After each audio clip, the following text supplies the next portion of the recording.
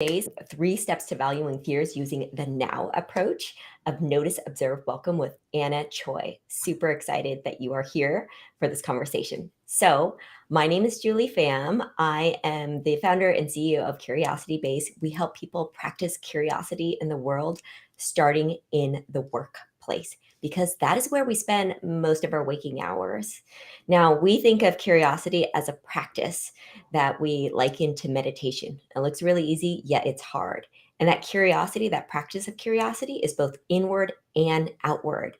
And it comes down to self-awareness, relationship building, and clear communication, which is why I'm so excited to have Anna on today, because a lot of her work is around noticing that inward, reflecting inward, so that we can be more effective outward with our relationships. So that inward and outward curiosity. So Anna and I have known each other. Gosh, has it been like 8 years? It's been a long time. It's been a long time. It's been a long time, right? So, Anna, it's been so incredible to see your journey. So Anna and I first met as colleagues and now as friends. And Anna just has such an incredible, we talk about, oh yeah, there are people who are really interesting. Anna's really interesting. Anna's truly, genuinely, really interesting. She is the founder of Soul Joy, Forbes Author, 2-time TEDx speaker. She is a Taekwondo Black Belt, so watch out. Don't get on Anna's bad side, right? A Qigong Tai Chi instructor and a singer-songwriter. What? All of those. Yes, and I remember actually when Anna was kind of emerging as a songwriter, and I got to hear you perform, and that was really special. I was like, where was that? Was that? It was like some Zoom thing, The and World they had Peace all these concert, maybe? Yeah. So everything is a Zoom thing now. So Anna brings 20 years as a social entrepreneur, energy master, and performing artist. She blends ancient wisdom, healing martial arts, and also creative expression, training thousands of students to feel more energy, to ignite their aliveness, and to unleash their brilliance. So we are so incredibly lucky to have Anna here today to share your wisdom. So Anna, is there anything else that I missed that you'd like to share with the audience about your?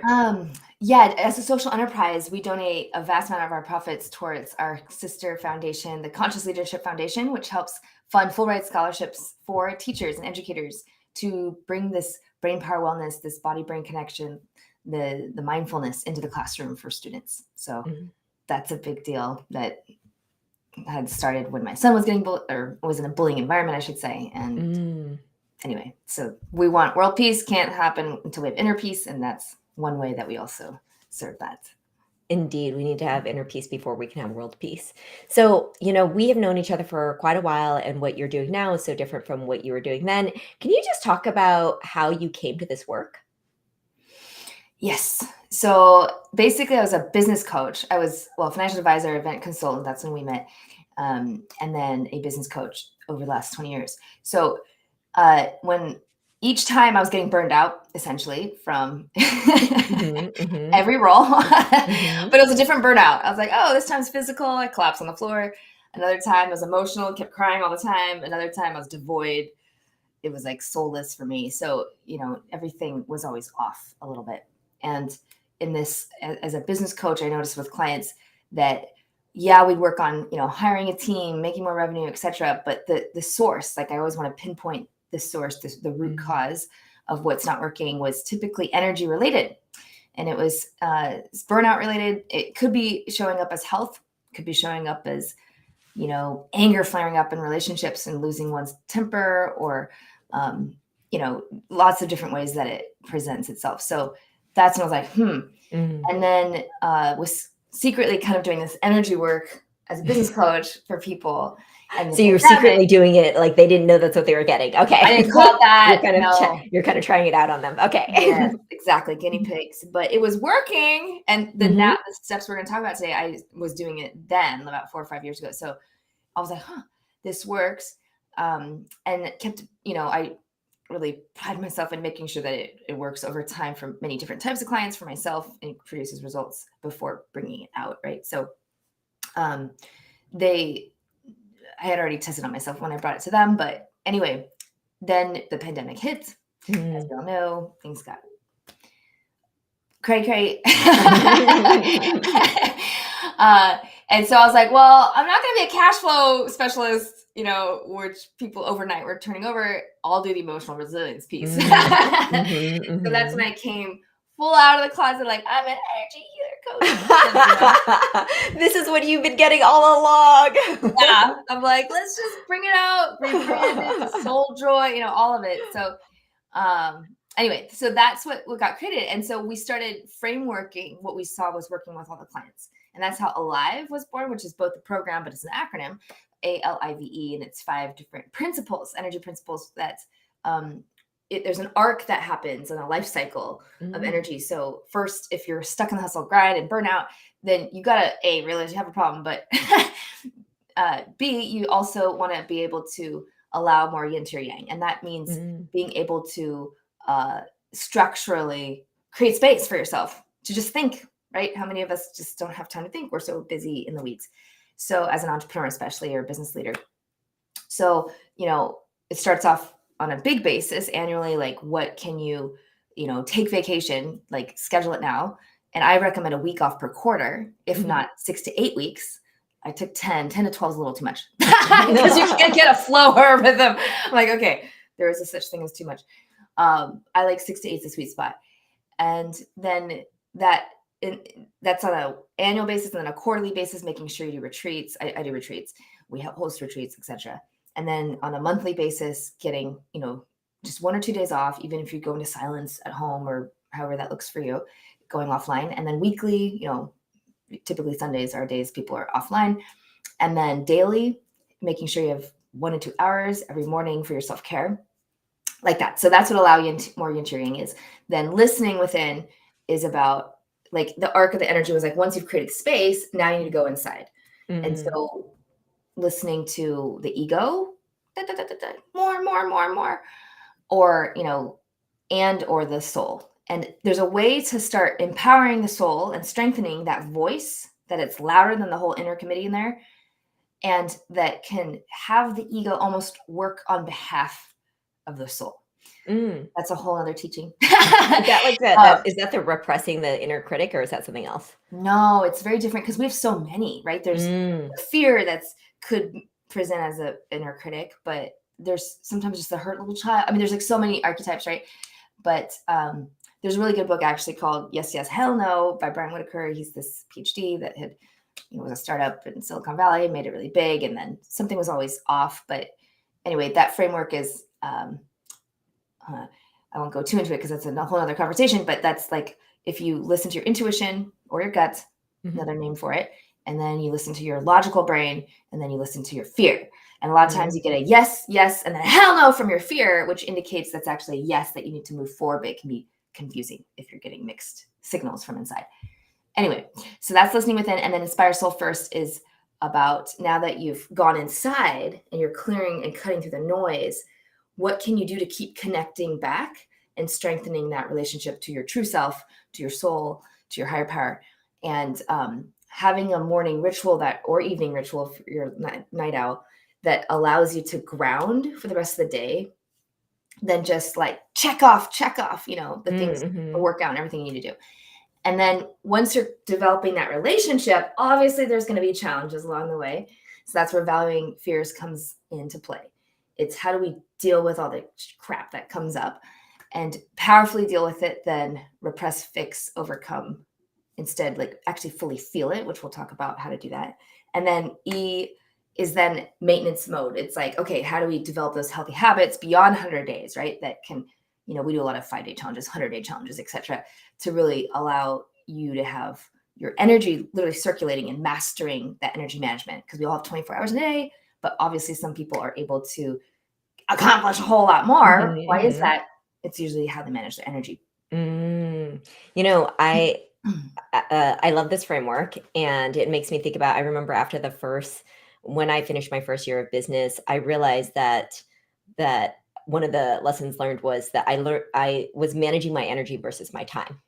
Yes. That when I was an employee, I was managing my time. Like I need to show up at these meetings and block up and show that I look how busy I am. And then now as an entrepreneur, I manage my energy and I think about, okay, is this the best use? Because I know, for example, for me, morning time is best for me to do my kind of creative thinking time. So I'm not going to exercise during that time. Actually, that's the time I need my brain space. Yes. So yeah. So yes, what you're doing around energy really resonates with me. And also the curiosity-based team, we actually take a break, a week-long break as a team. Not together, but like at the same time every quarter. And that rest really is so important. It's so important. Love it. Love that you built it into the culture. Yeah. So I reached out to you because I saw something that you posted on LinkedIn, by the way. If for those of you who follow Anna's LinkedIn, really great content there all the time. And you had this, you brought up micro fears, and I was really intrigued by that. So today we're going to focus this conversation on valuing fears, because I know a lot of time people talk about conquer your fears, right? And you're saying value your fears. So can you talk about what micro fears are? Yes, but first I'm going to speak on, it used to be vanquish fears. Vanquish fears, okay. Until it's an evolving thing, right? Because the work is informing the principles. So the frame of mind that you have is going to be in fear, ironically, if you need to vanquish something. So valuing fears is literally coming from love. And if you picture fears like little children that you're taking under your wing, very different picture, right? They're going to hug. That's how the perspective and mind of valuing fears, that's embodies the principle. If you get it, I would not think about valuing and hugging my fears. So, right? So you just put a totally different image for me. It is. And it's fascinating just with you now in that awareness. If you start thinking from there, and just being curious about it, right? In inquiry, then it'll start to manifest in how you respond differently. Like curiosity, like, oh, maybe I could, what's the lesson here? What is it teaching me? Not in hindsight, but as it's happening, especially when it's more of a body response and reaction. So that's where micro fears comes in, is super subtle. So initially when I teach this in our, group coaching program, clients are looking at what I call macro fears or bigger fears. And that could be like speaking in public, going bungee jumping, whatever. But those aren't what you deal with necessarily day to day. It could be like a bigger, overarching thing that you're avoiding. But the people I'm working with are such high achievers. They've kind of conquered a lot of those big ones, right? So now the game gets very subtle, with that cutting edge in not just their performance per se, but expressing their soul's true voice. So some examples of micro fears could be like being seen as a complainer. So there's I recommend people do this, but we did this in the group, is make a list of all your fears. So there might be some big macro ones, but also write the teeny tiny ones. And these are, maybe not fears. You don't even call them that. You call them a trigger. You call them an annoyance. It could be a recurring thought is a micro fear, actually. Any sort of, it's just off, like write that down. And I really like the recurring thoughts because that's your programming. So we need to go into the subconscious and work with that.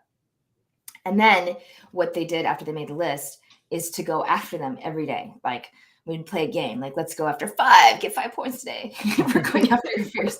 You gamified it. And then we apply the 3 steps, which we'll talk about in a moment, for any big ones that are harder. But the little ones are funny because if you just start taking action with them, a lot of times you don't have to do the now step. The now is more for bigger ones, but they can be for little ones. And you can get really fast at the steps. So it's like happens in a half a second versus like 5 minutes. So anyway, micro fears, some examples could be like, and these are personal ones that I dealt with in the field, so to speak, that I was shocked at what difference they made. But being seen as a complainer, especially I would think for Asian Americans and at least culturally, there's I don't know, maybe it's just me, but I think it's a broader conversation. When it comes to like authority, I don't want to be seen as a complainer. It's not that I need to collectively go along with everybody all the time and conform. It's not really conformity. It's more like you keep the peace. There's a reason and a design why the authority figure is saying something. But if there's an issue, Like, I think Mm-hmm. you brought up, how do you do it productively in a way that you're not going to be seen as a complainer? So for me, my default mode would be to like say nothing, Mm-hmm. right? Model minority it Mm-hmm. and suppress that. Or being seen as demanding, right? So this could be just with colleagues, not an authority figure, but I'm clear what I want, but I'm not sure how to say it. And so that stops me. So I end up I water it down what I really want. Anna, that's so interesting because when I think about complaining, because I was like, is that a micro fear for me? And I wonder, and as you were saying, authority figure, is that something that you see? Because I know you work with a lot of CEOs. Is that something you see with CEOs, or is that something you see more with employees? I mean, is there kind of a position in because I mean, I can imagine having that fear when I was an employee, but maybe not so much as being the head of Ah, or maybe I think more about being demanding versus like a complainer. very interesting. So yes, obviously there's a default kind of dynamic as an employee to do Mhm. that because they're afraid they're going to lose their job or whatever. I am the same as a CEO. Like, it's not to my team, I don't have that fear. But I do still, CEO to CEO, or sometimes in the client relationship, or if you're in some sort of association group and there's like the internal unspoken leaders of influence, I find Mhm. myself not wanting to be seen as a complainer with them unless they're on my inner circle that I share. Does that make sense? So there's So like in the broader context, it dynamic. depends on the situation, right? Because we actually do behave and interact differently, have different expectations when we're in different groups of people. Yes. So, I mean, when I was going through this list of like the rejection, being seen as insensitive, I know something that comes up for me is just being seen as selfish. Because sometimes I'm actually pretty good about being very specific about what I want. And Yes. sometimes I feel like, gosh, my ask is like, it's very tailored to me, and are people gonna think that I'm self-serving?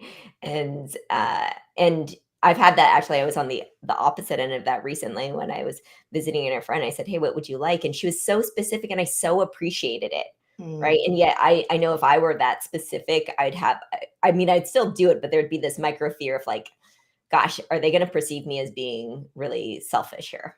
Mm. Mm. Totally. Yes. If it For you in that situation, right, it's about just being at peace with Mhm, that thought if it comes up, or not having the thought mhm, occur because you're in a different frame. mhm, But yes, if you can pay attention to the thoughts, right, it'll direct people if they're having trouble finding what is my micro fear. Um, Again, that recurring thought is a good mhm. place to start, and then if you apply the steps, then being able to have peace. So peace. let's talk about these steps because I know you have these 3 steps, this now approach to valuing fears. Can you walk us through it, please? Yes. So the first step is notice. There it Mm, is. Very good. And the O is observe. W is welcome. You can read it on the screen if you're watching.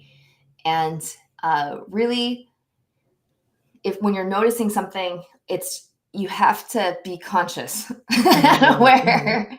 Simple, but not always happening. So even if today, the rest of the day, you just kind of notice, what are my thoughts occurring? What's being unspoken? What is my feeling? It's not just thoughts, but feelings, emotions, and body sensations. So this is where you notice it, and then observing it is then not fixing it, overcoming it, mm, trying to do something with it, which most of us want to do, or suppress it, or ignore it, or avoid it, or deny it. You just want to observe it, like do just allow. You're just allowing it, mm, and more importantly, you're feeling the energy 100%. And then the W is welcome, which is, I don't even go to the third step with clients. When I first train people on this, we mm. just do the first two. And you can have a lot of success just with the first two. But the third step is like advanced mastery. Or because if you jump here, the pitfall here is if people jump to welcome, it becomes a fix. So you have to authentically Right, have gone through right, this right. second step of like not attached, equanimous, and then now you're welcoming, and out of a creation from nothing versus a reaction to fix it. That's the big pitfall. So welcoming is like where you truly, back to that picture of the little children of fears, hugging Mhm, them. It's where you're hugging them. You're mhm, welcoming them to your heart. You can mm, literally do this with your hands, and imagine placing the little fear into your heart, and imagine your heart like this huge ass sun that's like burning bright. And so when you bring it in, the fear is like this tiny little think. It doesn't, imagine that at the source, it's good. Like at the source, it's trying to communicate something. It's teaching you, it's surfacing for a reason so that you can move through it versus continue to suppress it or resist it or avoid it or whatever you do with it. Everybody has their own flavor. So you then place it in and you can breathe through it, the typical box count of inhale, 3 or 4 counts, whatever is your flow, hold, and then exhale, and then hold. That gets you back into the parasympathetic, rest, digest state in your nervous system. And then you can then imagine, a brighter, it could be memory or future memory of something that just makes you smile right when you picture it and see it. And so then you recalibrate back to your true north. So there's a lot of steps to that last part, but really the first, most people can start to notice it. The first step is hard if you are numb to your body, which most people are. I mean, they can hear, like if they get hurt or injured, that's when they pay attention to the body. They're not being proactive and preventive about feeling their organs, for example. Like people don't think about feeling or exercising their organs, but in our Qigong and healing martial arts practice, like that's really critical to see where it's getting already stressed out, right? So with Chinese medicine, there's different organs that have different emotions that get processed. So like the liver is not just alcohol filtering, it also filters anger. And when I have a fight, I swear, like I feel it like cramping. It's like overload. Wow. All the hormones coursing through from anger, cortisol is just being flooded. And there's like little, exercises you can do to just clear it out. But that's me noticing, right? Like these subtle, just like microfears, you got to notice the recurring thoughts. You got to notice also the body sensations that are happening in the body, not overt, gross, big injuries, right? So Anna, can you walk us through, share an example of a client you worked with or someone you worked with and they came to you with this, especially it's interesting that you said a lot of people want to get to that W, right? They want to just fix it. So yeah, can you give us an example? Yes, I usually like to actually just walk people through right now on the call, but as far as client story examples, so let's go back to, I'm like, let's work with you. Yeah, you can work with me. It's fine. So I'll give one story. So so being seen as a complainer, right? So with the micro fears, like the most direct step that essentially is doing now, but in a sweeping move, is to just take the action and know that that's the correct signal and make the complaint, right? Which typically when I was doing this and my clients were doing this, they were surprised to find, it doesn't even come off as a complaint. That's just my own. Oh yeah, I see what you're saying. It's just a powerful like how it can be perceived, and then it's just like, oh, that doesn't sound like a complaint at all, actually. Yeah, a lot of these are phantom fears. A lot of our micro fears are phantom. They're not even real. Like nobody would even agree with them. So like, Julie, you're like the most selfless person I know. You always put others first. Like it's ironic, right? Like that you'd wonder if that occurred as selfish, but it just doesn't because your heart shines through. So anyway, but if there's something like right now for people watching or watching the replay, think, and for yourself, Julie, and then I'll kind of work with you, is what's a micro fear that you have. So you're like, okay, being seen as selfish, which is kind of more of an afterthought that happens. But I want to work maybe with something in your body because it's a little easier to illustrate. So is there any pain, tension, numbness in the body, like maybe the neck or the back or something? So just scan the body and then just kind of see if there's like a little, people have chronic headaches, they've got all sorts of things. Hip, it could just be very subtle. So if you do body scan, do you feel, just tune in, and do you feel any part of the body that's just a little off? And if you don't, that's okay too. Yeah. I can just walk. Or maybe like my tailbone right now. So it's funny because my brother-in-law just can't even walk. It went crazy on the tailbone too. Okay. So go to that area, and with the first step of notice, that's what we just did. We just noticed. Okay. Number 2 is observe it. So I'm going to ask you like what shape, what texture, what color is that? If you had to put a color to it, or a shape of that energy that's in the tailbone, what would it be? I think it'd be like a little square, a little rectangle, something like this size. Perfect. Is it moving or static? It's static. Is it what color? Like a carbon black. Good, carbon black. And then is there texture to it? Like It's smooth. it's smooth. Okay, ethereal or like dense, light? No, it's like a plastic disc or something like that. Very. See, this is amazing, right? How people know. You're asking We're what very caused me to, specific yeah. when we do this. So now we're observing. And what Mhm. happens to the brain as we're observing is that you're not psychoanalyzing, why do I have this pain? Or trying to like do something to it. We're just observing it, right? Allowing it to be. And in that allowing, then we can accept. So welcoming into the heart. So now just take that. There's a couple ways you can do this. But if you take that energy and just imagine kind of, you can actually take your hands and like scoop it up, place it into the heart. Just imagine that little dust going into this bright, like imagine your heart is this huge fiery sun. And then put it in there. And that's the third step of welcoming. And then depending on how much you feel, so what I wanted to do it kind of quickly so you could just yes. I know that you normally do this over much. Yeah, you can either do it much longer and slower, and also much quicker. So it just depends on the level of pain. So the bigger the pain is, or emotion, or thought pattern, the longer it typically takes. Doesn't have to. It could be instant, but in general. Oh, thank you so much, Anna. I was going to add one more piece. Okay, Sorry, yeah. that's good. Is if you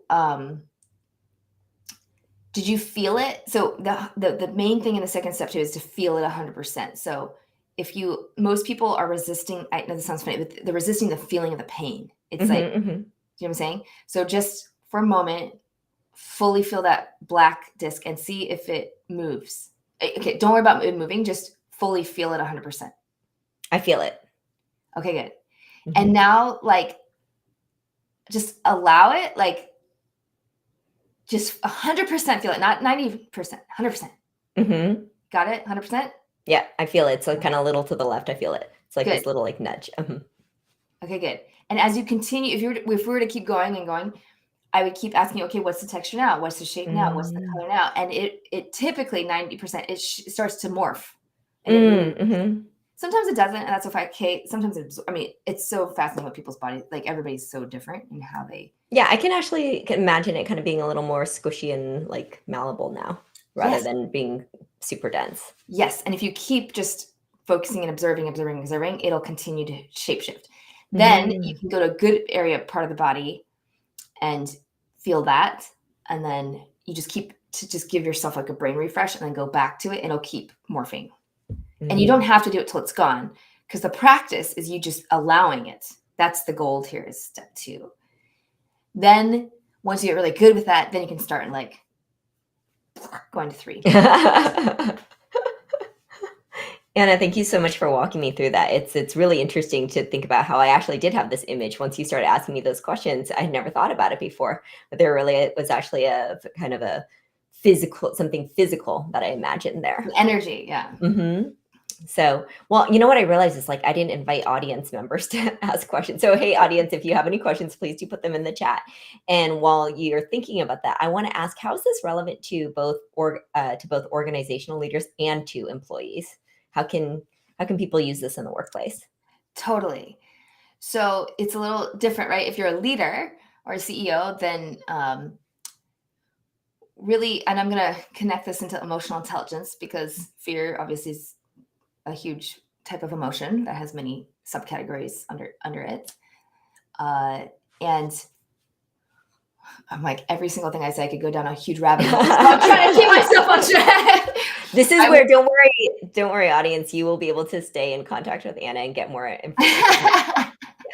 But we're waiting for questions. Anyways, I'll go down the rabbit hole a little bit. So, there's a great TEDx talk actually on this, of this doctor talking about how, in general, this is my paraphrase, adults don't mature past like the age of 9 when it comes to their emotions. And if you ask them a simple question, how do you feel? Good or bad? Okay, if you ask this again to an audience, you might come up with like 12. happy, sad, glad, Mhm. upset.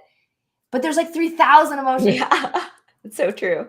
So the degree to which we're able to like articulate the nuances of the 3,000, right, is the degree to which we have our emotional intelligence. And so with your fears, it's not just like, I'm scared. Like, okay, great. But there's like a nuance to it, right? Is it Mhm. annoyance? Or is it like grief? Or is it like, Mm. terror? There's a whole spectrum. And so um, that's just a bit on what emotional intelligence is and how micro fears play into that, as because most people aren't attuned to the subtlety, right? So when you have the thought, I'm selfish, how does that make you feel, Julie? Like, for example, Mm. you should be Yeah, like, uh, I mean, it starts with like bad, but then you're talking about like what's the nuance, right? Just like a yeah. burden. Yeah. Mhm. So you And so keep to going think down. about If you kept asking yourself, okay, how do I feel? Like burden, you're like, that's quite kind of too heavy. Maybe, Mhm. okay, maybe I'm kind of embarrassed, right? Maybe it's just Mhm. a little like, oh, so as you nuance that, then this will impact obviously your decisions as a leader and your decision making. So uh, this is how it's relevant. If you want to know how to make better decisions, if you want to be more adaptable to a situation when conflict arises or new unknowns, which is our world today, AI, everything. If you Mhm. want better employee engagement so that they feel safe around you, and just in general to be a good role model of displaying a great emotional intelligence, obviously that's going to set the tone and the culture in a workplace and foster more emotional resilience as a good thing, a good measure, a good metric of a healthy team. Mhm. But if you're a employee, right, then or a solopreneur or a Mhm. team Mhm. member, then how microfears and emotional intelligence can help you obviously manage your own stress when it's coming up, so it doesn't get suppressed and then explode later. It can help with just more effective solution finding when a problem arises, where instead of reacting, you can now it Mhm. Mhm. Mhm. Mhm. Mhm. and just feel all you're doing is like really accepting and allowing it. I mean, that's like the gist of it. And in doing so, you can flow through. And then it helps with collaboration and teamwork so that you're more easier to be with because you have that higher level of understanding in the nuances, and then just in your own personal growth and development in whatever's next for you. This is a big critical asset, especially since pandemic, but as we move into this AI Web3 world, I think as well. So anyway, those are some ways that that it's relevant. um, It and then sounds a lot just like around self-regulation. It's just like how do you give employees the tools to help themselves, and how do you as the leader also model that too? Because whatever the leaders do, they are, whether they realize it or not, they're modeling the behavior for their employees. So even just by doing that, they can actually teach their employees how to do that too. Sometimes it doesn't have to be this formal training. It could just be, hey, are you doing it? Because if you're doing it, then other people will see you doing it. yes, And I can see how that actually saves a lot of probably a lot of spinning, right? Because otherwise we do a lot of, oh, was it this? I'm imagining these conversations, and that slowing down. Yes, I think about that a lot, just how much we could benefit from just slowing down. We don't have to yes. react right It's away. always a good thing to slow down, Mm. relax. And I bet So when yeah. yeah. So Anna, I have so enjoyed this conversation. Thank you so much for sharing so much. And yet I know, I mean, you told me that like the slide deck was like 200 slides or something. I know that there's so much more, right? And you offer so much. So I want to share with the audience different ways that they can stay in touch with you and get and learn more about your work. Excellent. So yeah, our website, souljoy.life, SOL, no U, is a perfect place to get lots of free resources. There's access to our social channels, such as our YouTube channel, where we have a really great boost your energy video training series. And this is like for anyone just starting out, it's a perfect place to learn the basic principles of water up, fire down, which we briefly touched on in the E of Alive on energizing your daily flow. But it kind of walks you through the basics physically in your body so you can keep making that mind body integration. And then at the end of that series, you also see a video, a sneak preview of what the 40 Days to Aliveness class is. And this is, I love this program. It's like the best of the best. It's been gleaned over so many years. Hundreds of people have taken it. and it's a college accredited now. So it's, listed in Wow. different universities. But anyway, you can take it, and we just look at your mind, heart, your physical power, your heart power, your mind power, and your spiritual power, spirit power. And then we integrate it all. So that's each of the 5 weeks. It's just like half an hour a week. So very easy for especially busy professionals or high achievers. And then from that course, we have other programs. But anyway, that's a good starting place. So if anybody's more interested, they can, look at the website, get the resources, and then set up a one-on-one call with me. Happy to connect and see how I can help. Anna, thank you so much. I loved how you laid that out on all of these different different accessibility, right? Like there are all these different points where they can engage with your work. And I've just so enjoyed this conversation. I just love learning and seeing what you're doing now. Just you have unleashed your brilliance out into the world. So it's so special to get to share this with a longtime friend. So, well, with that, thank you so much, audience, for being with us. And you can connect with Curiosity Base and get our weekly newsletter where you can find out more about talks like this. And you just scan that code. And thank you so much. Yes. Awesome. Thank you so much, Julie. You're the best. Bye.